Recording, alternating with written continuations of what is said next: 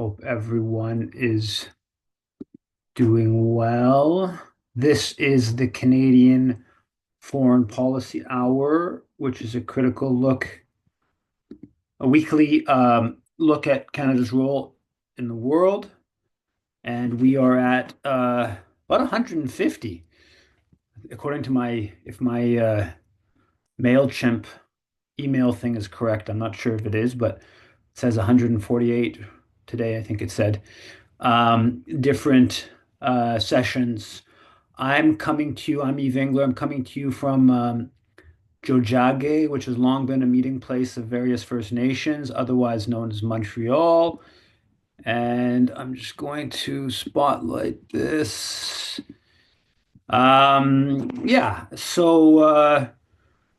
there's quite a few developments in Canadian foreign policy this week, so I think I'll get right to some of the notable ones. Barrick Gold threatened, or not threatened, it is began the process of taking Mali to the International Tribunal for its Lulu Gunkoto operations.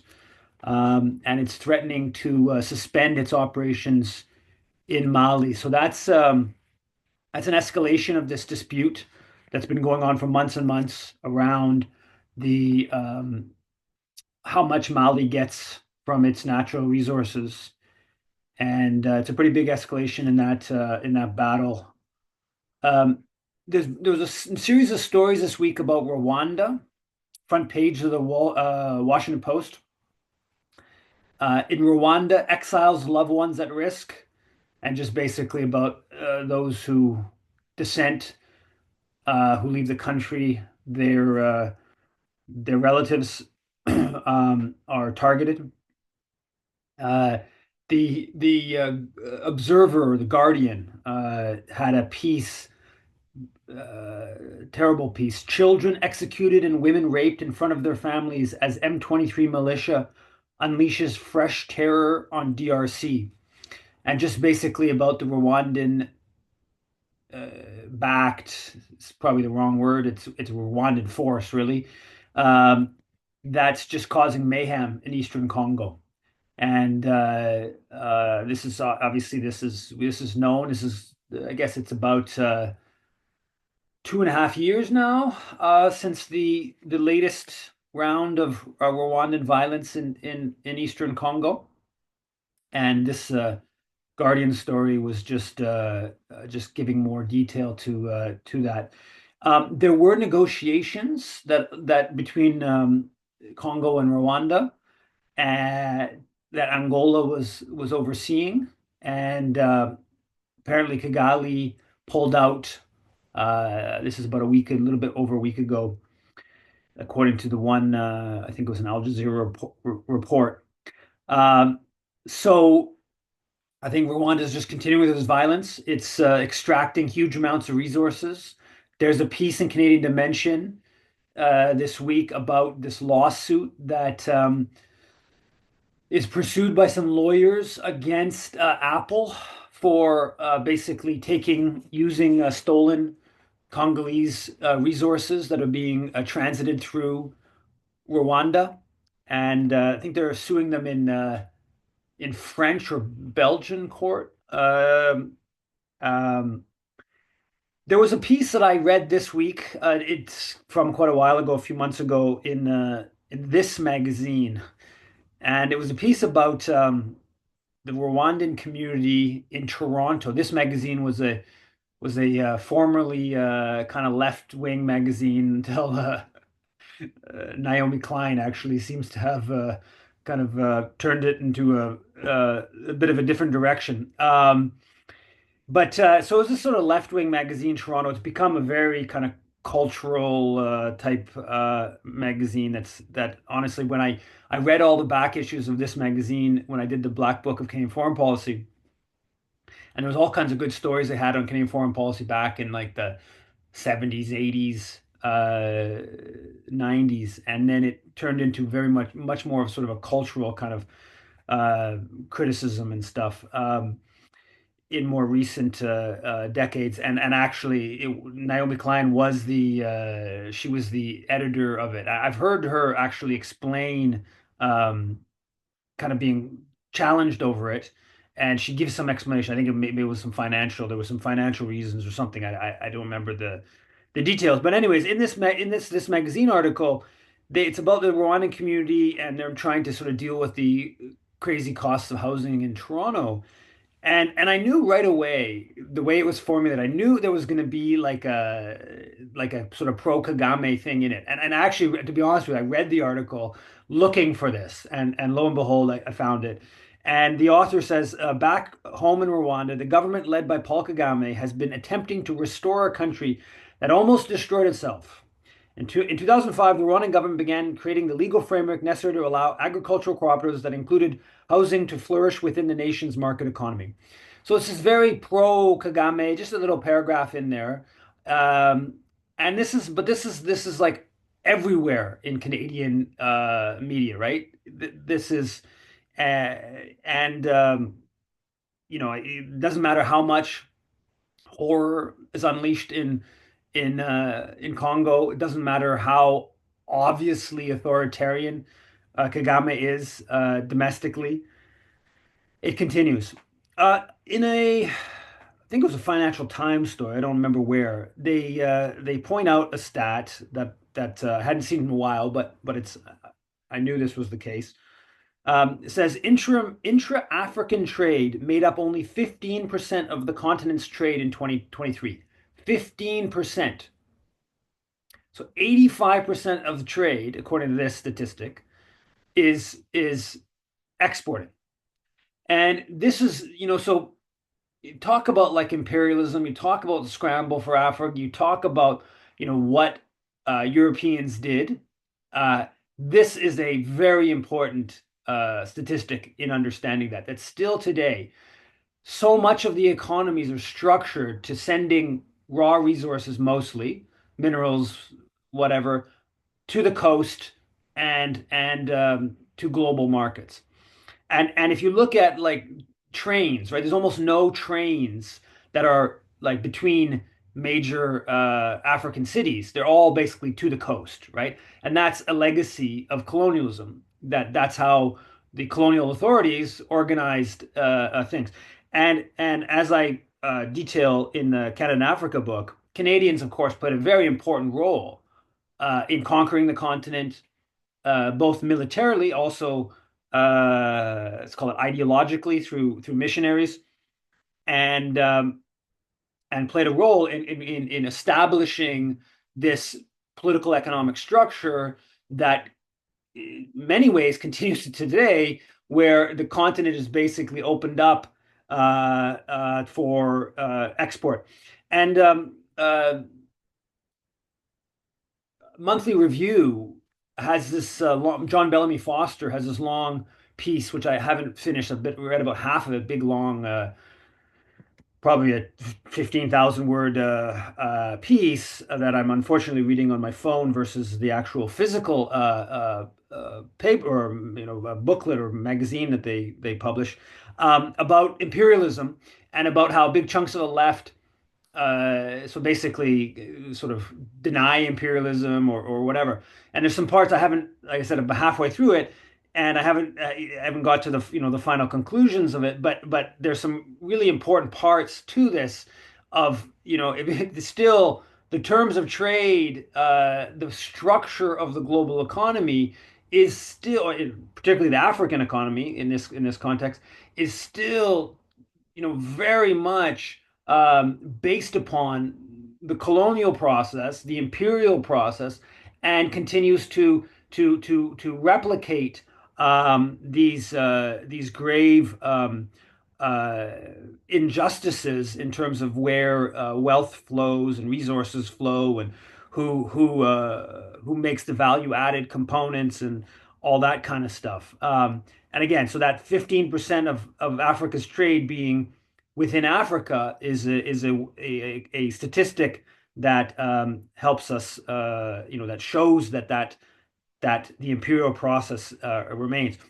There's a piece I didn't get to read because I don't have a subscription in some academic journal, and the title is "From Sea to Sea, the Caribbean Sea: Canadian Sub-Imperialism in the British West Indies and Commonwealth Caribbean 1917 to 2014." And part of it, this piece, which I haven't been to read, I just read the summary of it, is about Canada's effort to take the British colonies in the Caribbean and make them a part of Canada.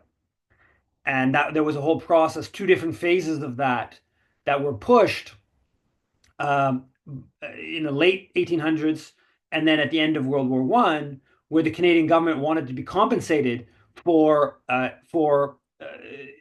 fighting in World War One, as the other dominions had been compensated with German colonies, right? So South Africa got Namibia, and I think Australia and New Zealand got some German territories out that way. And so Canada wanted to, and it was actually a push by the Canadian government to do that. And it's all part of the power, particularly in the financial sector, that Canada had in the British colonies in the late 1800s, early 1900s. And this is, anyways, a new academic article, I guess, delving into more on this matter. On the note of Canadian intervention in the Caribbean, the Globe and Mail had this column this week, not column, editorial, official, the editorial board, and it was headlined "Haiti's Agony Requires Action from Canada." And it's kind of interesting editorial. One in that it criticizes the U.S. and France, and it basically says that the U.S. and France have been involved in imperialism in Haiti, and so they shouldn't really be the big players. And it actually also criticizes the UN and says the UN, recent missions have been controversial. But then but it suggests Canada should lead, right? So it's this very Canadian editorial where it's sort of willing to criticize the U.S. and France for their role in Haiti, but basically implies that Canada is a force for good in Haiti. And I did an interview with Jean Saint-Ville about it, J'Afrique Haïti. People can check that out on my and the CFPI YouTube channels. And the one important part, I think that in many, many facets, he talks about what's been going on in Haiti and the insecurity and the political situation. There's some interesting stuff there for people who haven't followed, including myself. I haven't, followed all the details of the political shifts in Haiti recently, but the most important political point that we discuss, and that's the editorial omits, is this notion that Canada's not in Haiti, right? This kind of underpins this like these calls from a number of different sectors for a greater for an intervention in Haiti, is that they basically imply, oh, we've just kind of ignored Haiti, right? Which is just like total nonsense. So anybody who follows Haiti at all knows as the core group, knows that Canada's a second, or a powerful player within the core group, knows the core group, essentially appointed the leader after the assassination of Jovenel Moise through a tweet, but beyond that specific intervention has been just involved in Haitian affairs on a day to day, if or week to week, or whatever you want to say, basis. And that's a common one in the kind of imperial mindset, or omissions, is this, or propaganda maybe, is this omitting of the actual role that Canada, not just with the coup in 2004 and the effort in the 2006 election to sabotage that, and then the 2010 appointing Martelly, but like literally Canada is playing on a day-to-day basis, and that's just always omitted from these imperial kind of pieces. And now the reality is the situation is very dire in Haiti, right? Like there is real horrible things that have been happening with gangs and so-called gangs, or whatever you want to call them exactly. Yeah. This week, Melanie Jolie announced sanctions on Venezuela special economic measures regulations, five different individuals, president of the Supreme Tribunal of Justice, uh, judge, a couple others are being sanctioned for their role in Maduro's election. And so this is interesting. I thought this an interesting development because this definitely suggests that Canada is going to sort of recharge its sort of target Venezuela kind of policy, rather than move away from these failed effort to overthrow the government. The Globe and Mail business section today had a piece by this lawyer for some corporate Bay Street law firm, and it's titled "Caught in the Crossfire: Canada's Flawed Sanctions Regime Clouds Business Certainty." And basically, this lawyer is complaining that the this is Canada's been just so many sanctions. He says by as of January of this year, there was more than 4,400, so 4,400, should I say, individuals and entities in 24 countries that have been sanctioned under Canada's Special Economic Measures Act. And he's basically saying that like like the banks don't like this. This is getting to be a problem for them because they have to sort of oversee this. They have to be concerned. Makes this claim. I don't know if it's true that the some rule change about a year ago, year and a half ago, that if a sanctioned individual owned 5% of a company, and you like worked for that company, or you worked with it, or did business with that company, you could be violating the law, even if the other 95% of the company was owned by like legit whatever people. If 5% of it was owned by somebody sanctioned, and so he's making a corporate case against the scope of Canadian sanctions, which is that's that's we don't the sort of international law anti-imperialist forces aren't the ones that are particularly restraining the government on this stuff. It's the corporate world that has to navigate this kind of stuff that's actually the real restraint on the Canadian government pursuing this kind of stuff. But yeah, so I mean, I knew that Canadian sanctions had just been growing drastically in recent years, but he brought some, he brings some numbers to the picture. The Globe had a piece about the headline is Ottawa plans oversight body to ensure firms crack down on forced labor, and that's in really about anti-China, about Xinjiang, and alleged Uyghur labor, and so the government's getting serious on that file. There was a story about its headline U.S. money boosts Canadian critical mineral firms. And basically, this business about how the U.S., the Pentagon, is financing, putting up money for a whole bunch of different Canadian mining companies involved in different were they critical minerals, or there's another term, strategic minerals that and this is all part of the China competition. And so they list a whole bunch of examples in this story. There's a whole geopolitics of minerals that's really developing. Canada's right at the center of it, both I guess because we have this global mining power, but also because the Pentagon is and not just global mining power, but also Canada itself is a big territory and lots of minerals, and then the Pentagon getting in the middle of this and funding mining companies is quite a remarkable story, kind of playing out. The CCC, the Commercial Corporation of Canada, Canada Commercial Corporation, they have $110 million contract with U.S. Navy for Rolls-Royce Canada. So Rolls-Royce Canada is going to provide some equipment for the U.S. Navy. And the CCC is the Crown Corporation that deals with all contracts with the U.S. Department of Defense over $250,000. So its basic raison d'etre. It does some other stuff. It promotes arms sales globally in other ways. But its historic raison d'etre was to basically just be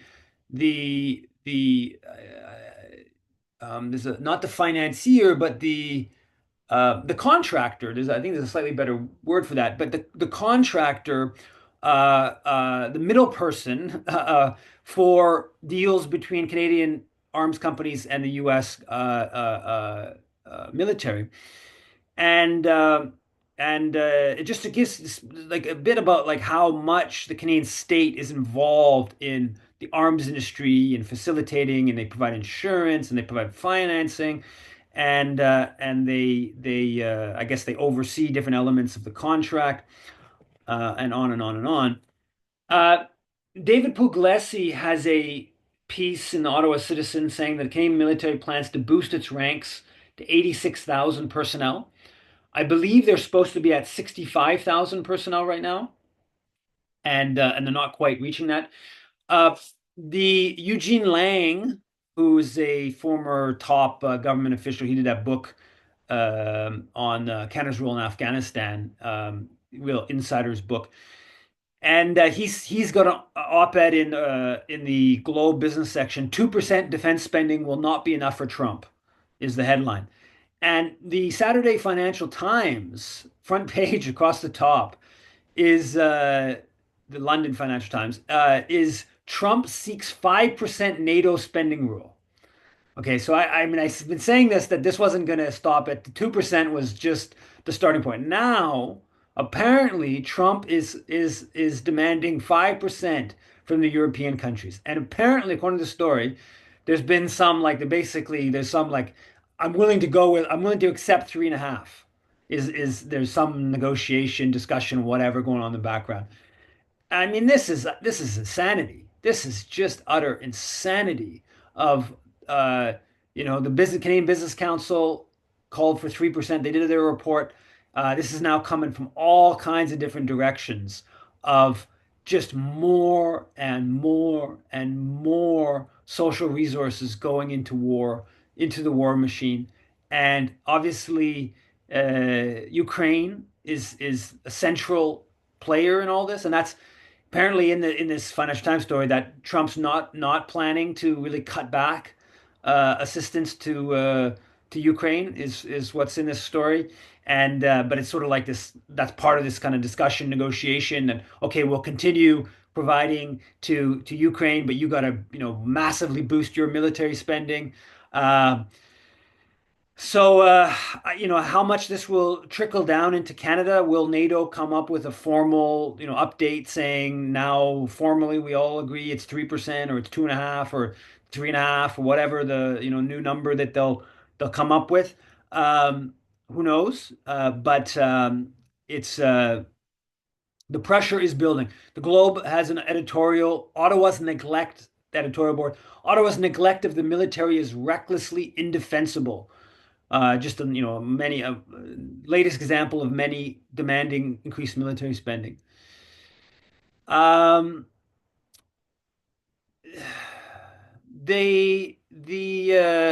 on the NATO, the Journal de Montréal has this front page story about how officials from the Canadiens, the Montreal Canadiens, went to Russia and uh, yeah, so basically, as Canadian government's bringing in sanctions and whatever, there's some reach out from the Montreal Canadiens. The Washington Post had a column headline: Does Trump want Putin to get Ukraine's 26 trillion in gas and minerals? So the Washington Post is now publishing op-eds suggesting that one of the aims is to have control or access or whatever word you want to use, to the massive resources in Ukraine. Presumably, this is a NATO proxy warrior uh, trying to speak to Trump's sort of salesman or businessman or whatever you want to call that uh, uh, view of the world. And so the huge resources, 26 trillion, is part of the, what's supposed to be dangling there. This week, the Canadian government voted against, again, combating glorification of Nazism, neo-Nazism, and other practices that contribute to fueling contemporary forms of racism, racial discrimination, xenophobia, and related intolerance. And most of the world, about I think it was 115, 120 countries voted for it. There was about 50, I think it was, that voted against. Almost all the European Union countries, Canada, NATO countries. And part of the justification is that they say this is a Russian initiative. Um, and Bob Ray voted against this. This is about 10 years now where Canada's either opposed or abstained on this resolution. In somewhat related, somewhat unrelated dynamic, the Minister of Diaspora Affairs for the Israeli government, I've always that the whole use of that word diaspora for Canadian or U.S. Jews is a very odd one. That can mean like, unlike people talk about like Haitian diaspora, that usually people who like either grew up there, were born there, or their parents born there. The reference of diaspora for Israel, people who's like never like been to Israel, don't have any, like my friend in Vancouver, never been to Israel. His mom was from New Zealand, his dad was from LA. They met in Vancouver, but he's a diaspora to Israel, apparently. And you even hear some sort of like anti-apartheid Jewish people refer to the diaspora. I've never understood that one, but so the Minister of Diaspora for the Israeli government says, "quote Canada is no longer safe for Jews." Herzog, the president, has this conversation with Trudeau and discusses the intolerable wave of anti-Semitic attacks against the Canadian Jewish community. I stress that words would not suffice and that firm and decisive action must be taken to bring the perpetrators to justice, to stamp out anti-Semitism, and to educate and legislate in order to ensure the safety and well-being of the Jewish community. And so what prompted this new round of outrage was, I think it was Wednesday night, maybe it was Tuesday night, in Montreal. There was the synagogue in the West Island was its windows were smashed. I think there was sort of like a small little kind of fire. And I don't know if it was a Molotov cocktail or something kind of in that direction. And then the adjacent office of the Combined Jewish Appeal, its windows were smashed. It has happened like 3 in the morning is I think what they believe, what they're saying, or the video, whatever. And and then the next day or the day after in Toronto, there was a school, I believe it was a Jewish school that was shot at in the middle of the night. Um, and and so there's a whole new round of outrage, and obviously, smashing a synagogue is to be condemned. I think we have to be clear that that synagogue is very clear about its pro-Israel policy. That synagogue is also, sending letters to Israeli soldiers. They organized a drop-off to send letters to Israeli soldiers. Um, uh, Nonetheless, I don't think that certainly for tactical reasons and morally, it's a mistake to be targeting a synagogue in such a way. Now, there's a lot though that needs to be unpackaged in all this, and the first is the who, right? Who is doing this? And I don't know, obviously, who's doing this. And I think there's many different forces or many different potential forces that could be doing this. First of all, the facts, right? This is right away, B'nai B'rith says we have to adopt our 7-point plan of fascism to target the Palestine Solidarity Movement. That's how they responded to the Montreal synagogue being targeted. The and others went maybe slightly not quite as directly, but we're going in that same path. So this is all being mobilized, of course, to try to suppress opposition to genocide. I'm gonna maybe a little parenthesis on this. Is this is all happening? All these incidents now, more than a dozen of these incidents across the country. Probably most of them here in Montreal, a few in Toronto, one or two, I believe, in Vancouver. Uh, these are all happening in the middle of the night. Okay, really, there's been no one harmed. And I say this in part because what this is being used to mobilize is being used to mobilize violence, right? The attacks against synagogues and community centers have received dozens and dozens of times more attention than the police violence against people opposing genocide, right? There's been many more people harmed opposing genocide, and almost certainly more Canadian Jews have been physically harmed at protests and other actions opposing genocide than there have been Canadian Jews physically harmed in incidents of anti-Jewish, anti-Semitic over the past 14 months. So when these incidents are being mobilized to uh, push for more repression, like that's going to mean something physically. And there's many people online, many Zionists online who are explicit. The cops need to start busting heads and whatever, right? So the calls to violence again that these incidents are being used for is pretty straightforward.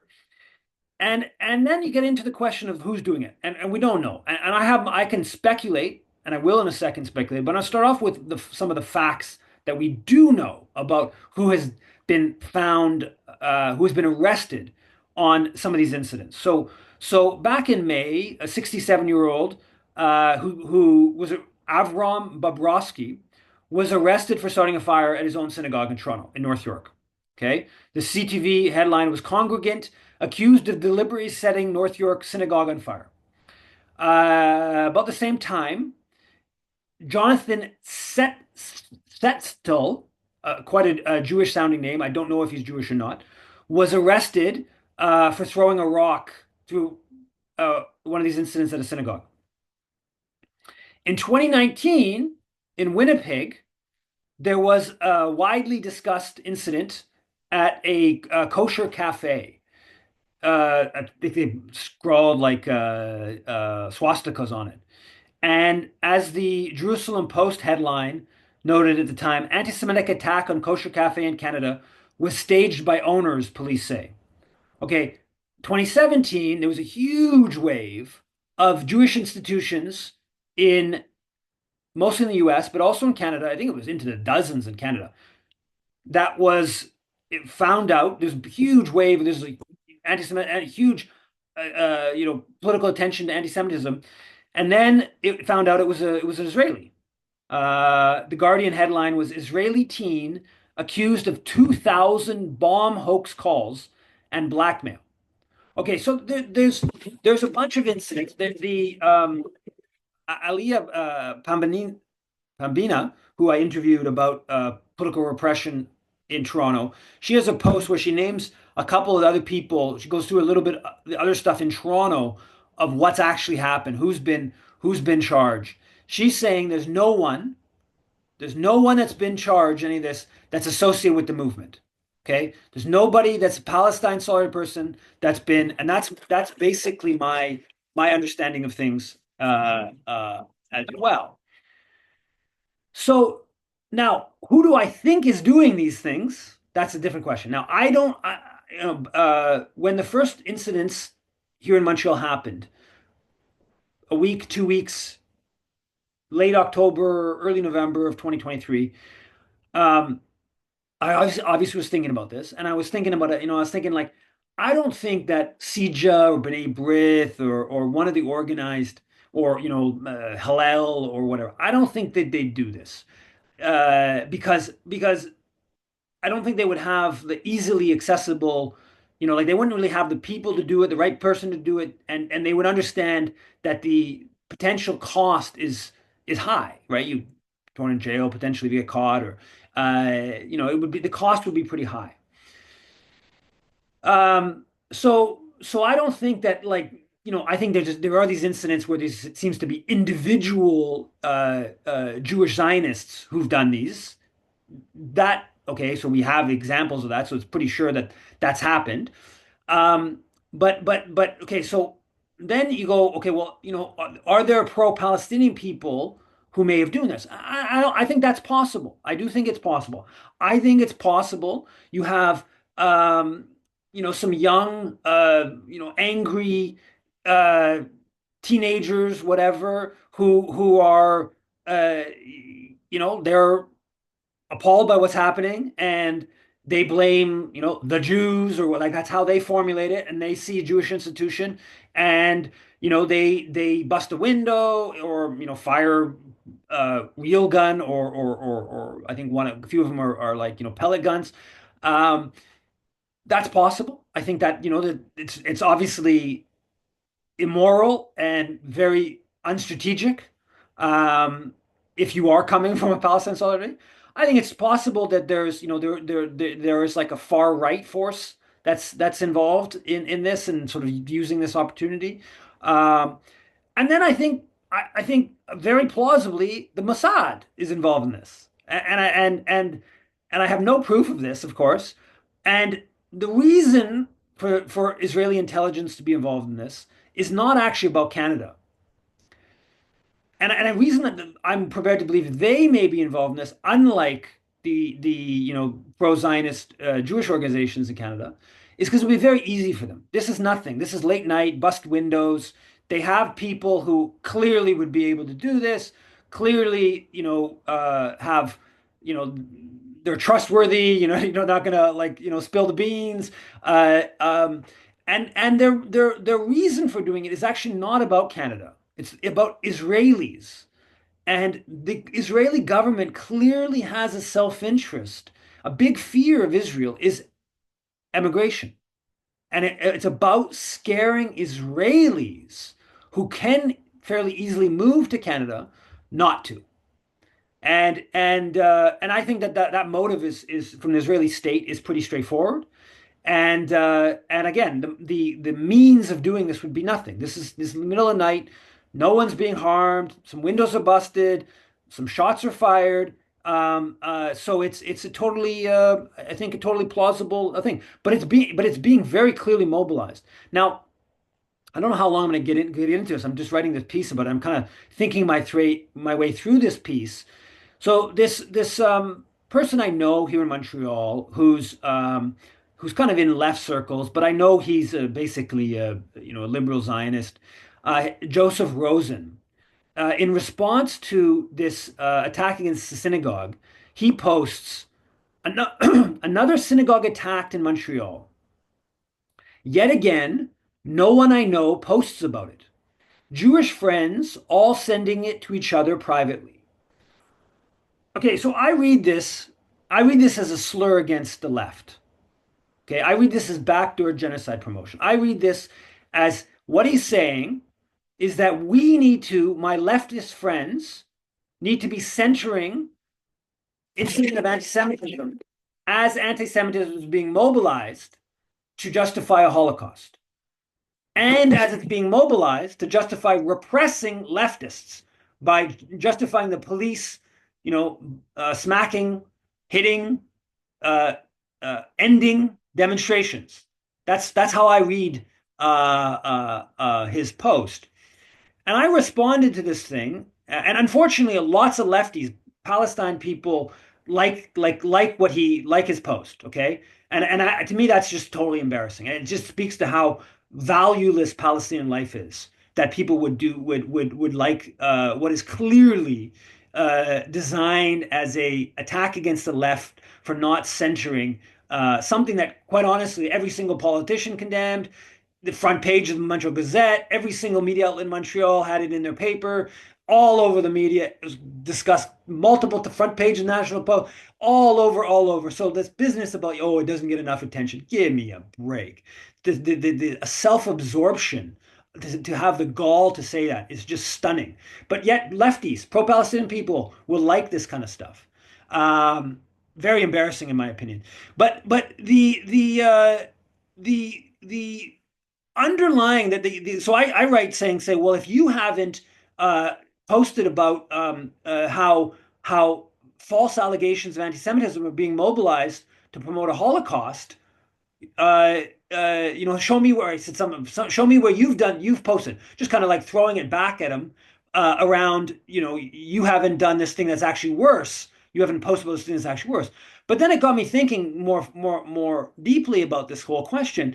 Is that so? Here you have somebody who takes it personally. He would consider himself anti-genocide. And he takes it personally when a Jewish institution is targeted and harmed. Okay. But does he also condemn the same Jewish institution or similar Jewish institutions when they promote a Holocaust? Like, can you have it? Like, can you have it? Is it, can you have, isn't it one way or the other? Either if you say you're against genocide and you say that, Jewish institutions being harmed is a personal attack against you, is personally felt, then don't you also have a personal responsibility to condemn those institutions for promoting genocide and a Holocaust? I don't see how you don't.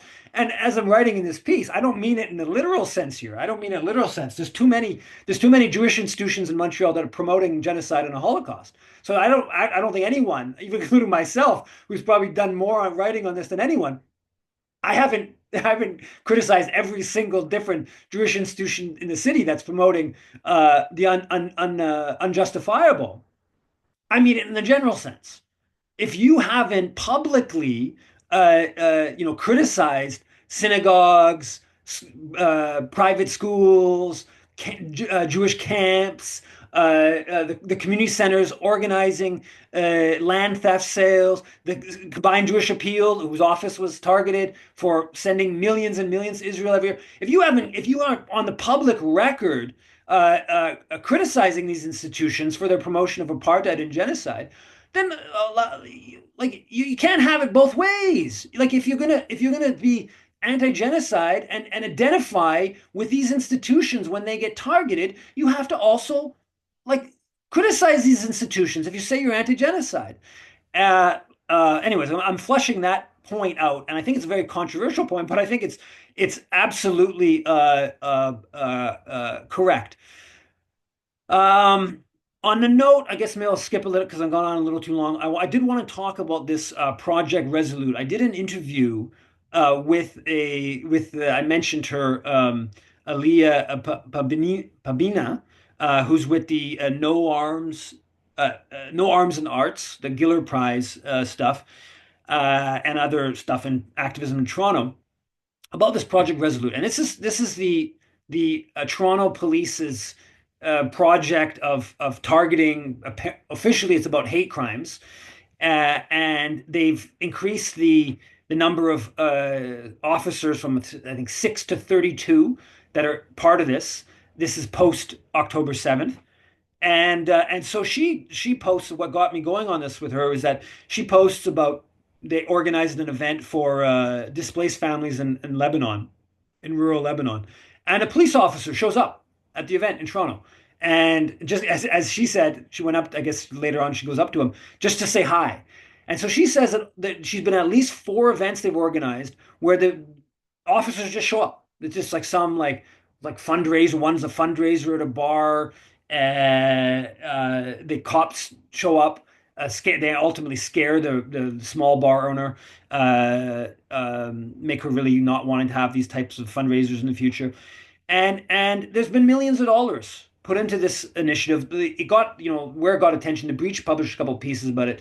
The attention was on the Indigo, the morning raids because they put up posters on an Indigo. Uh, um, but it's this initiative. It's ongoing. It's this basically Toronto police to intimidate and repress opposition to genocide. And this week, the Toronto City Council uh, dealt with a motion to basically ban bubble zone, to ban protests at in front of religious institutions, schools, community centers. And that would effectively ban the protests with these, synagogues that organizing these land theft sales, the schools, the Tannenbaum chat, the biggest private school and high school in the country in Toronto that has IDF days. There's never been a protest in front of it. There should be. It's outrageous. There's never been a protest at this high school, but that would make it you're not allowed. It's like a bubble, 100. I think it's 100 meters or something like that. They want to block protests. The motion got like bounced around. Is a very complicated kind of process at city council, and it's being studied and this and that. But it's the ball is rolling towards this potential ban again to just ban opponents of ban institutions that are protested institutions that are directly complicit in genocide. And maybe just to conclude, a couple more positive this weekend. On Saturday, there was actions at Indigo's here in Montreal. There was like almost a 30-minute die-in inside, and about maybe 30 people, 25 people were lying down, and they did a really good job. They got the piano, and they played like kind of funeral music. This woman's playing funeral music, and somebody else, they brought in a mega not a megaphone, like a speaker system, and they were giving a pretty long poems and stuff. And then once the die-in was done, then there was a bit more of a chanting and whatever, and the cops pushed us out, and there was dozens of people outside. And in Toronto, there was a similar type action, and they got pretty good corporate media attention, even in CP24. Yeah, I think I'll just leave it at that. And if people have comments and questions, I'll make Laura a co-host.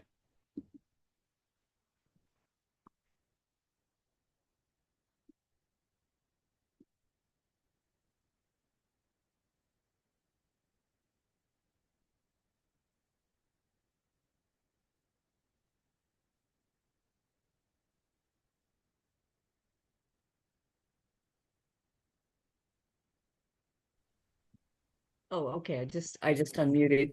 I wanted to ask you a question about the sanctions, all the sanctions you say Canada is implementing.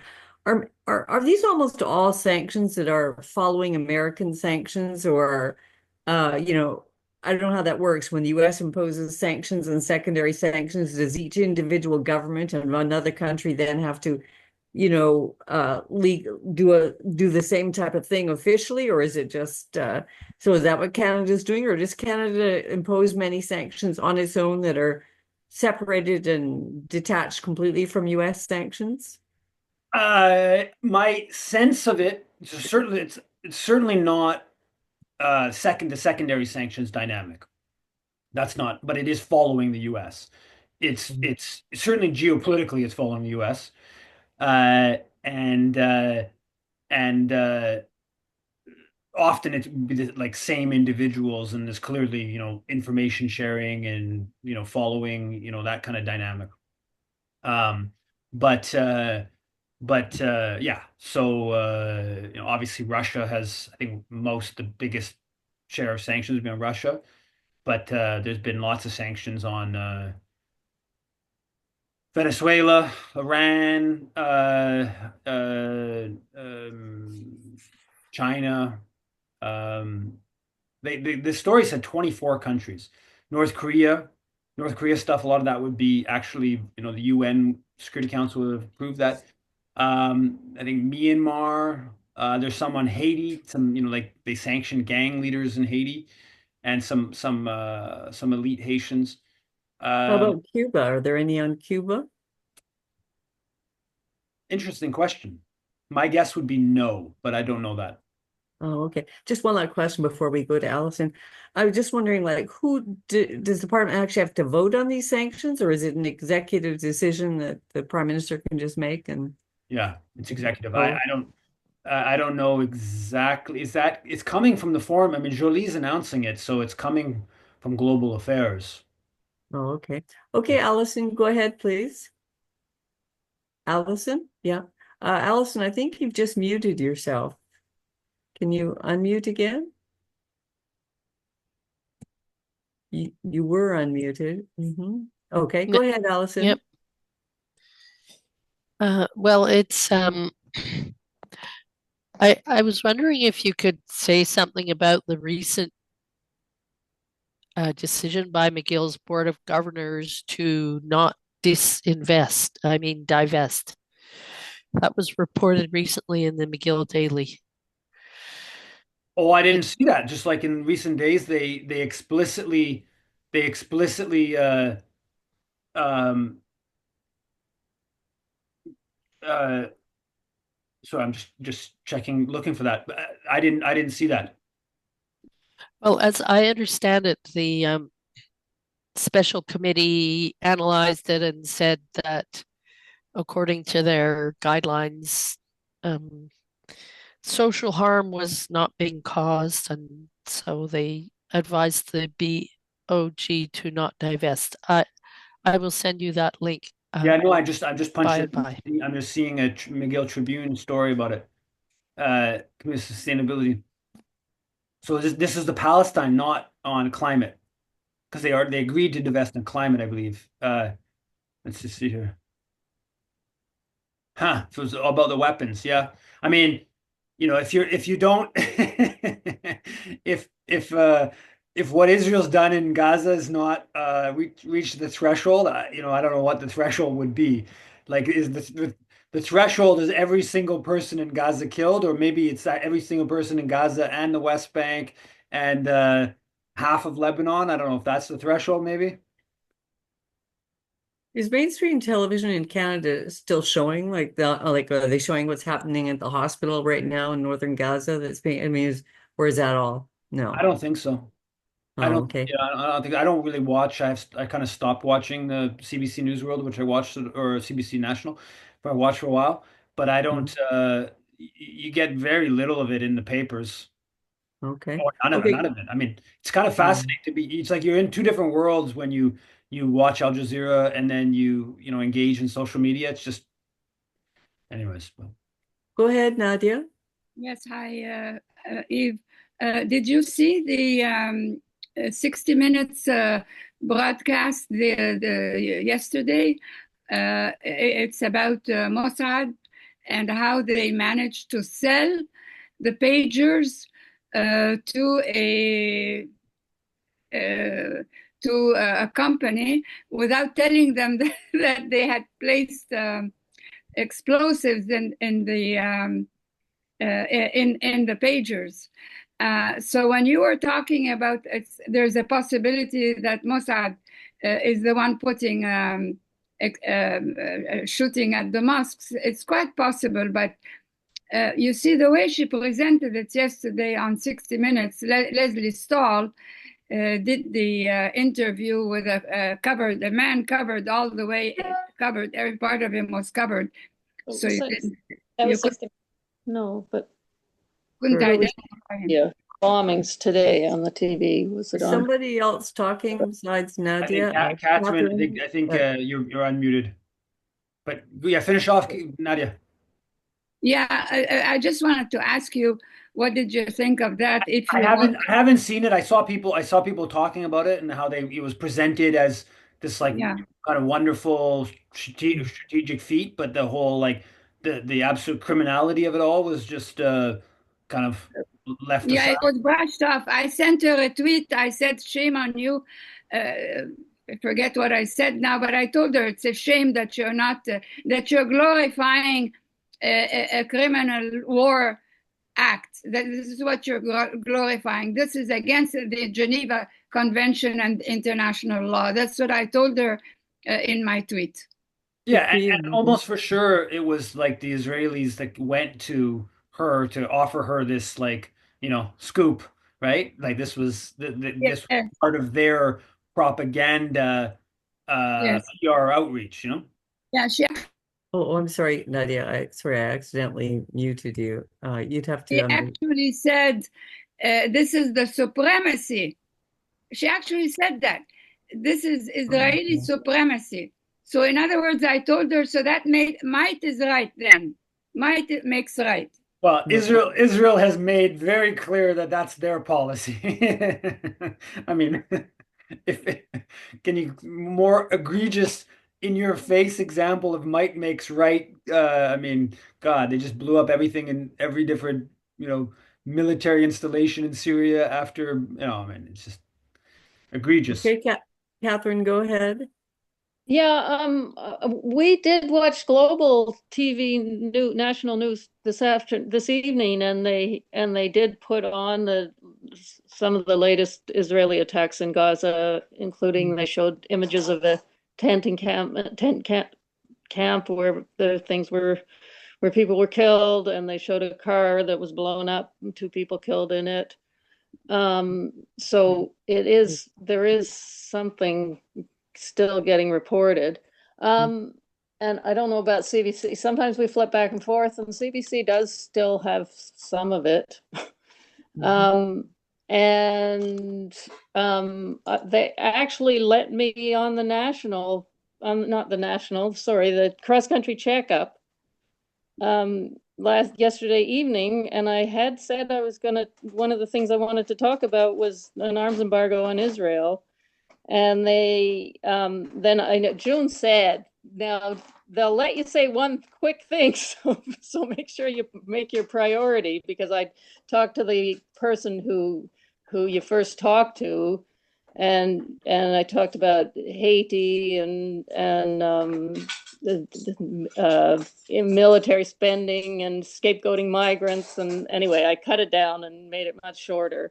But they did let me talk about the arms embargo for a little bit, and then they had their three people analyzing it and cut me off, so I couldn't respond to what they said.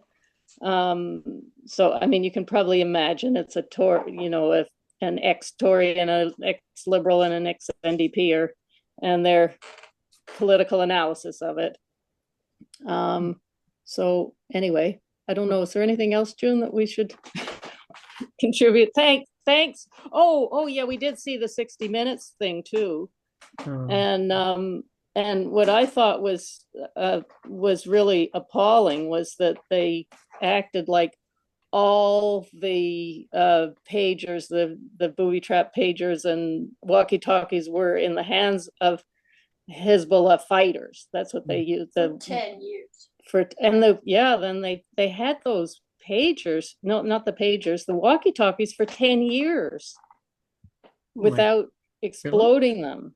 So there was some interesting information that came out, and the interviewer did ask, what about the moral consequences? That was the one line, the moral consequences of what you're doing.